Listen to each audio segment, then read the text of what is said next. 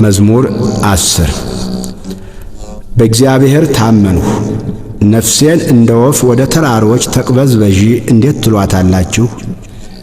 ኃጢአተኞች እነሆ ቀስታቸውን ገትረዋልና ፍላጻቸውንም በአውታር አዘጋጅተዋልና ልበቅኖችን በስውር ይነድፉ ዘንድ አንተ የሠራኸውን እነሆ እነርሱ አፍርሰዋልና። ጻድቅ ግን ምን አደረገ? እግዚአብሔር በተቀደሰው መቅደሱ ነው። እግዚአብሔር ዙፋኑ በሰማይ ነው። ዐይኖቹ ወደ ድሃ ይመለከታሉ፣ ቅንድቦቹም የሰው ልጆችን ይመረምራሉ።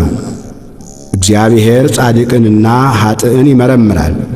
ዓመፃን የወደዳት ግን ነፍሱን ጠልቶአል።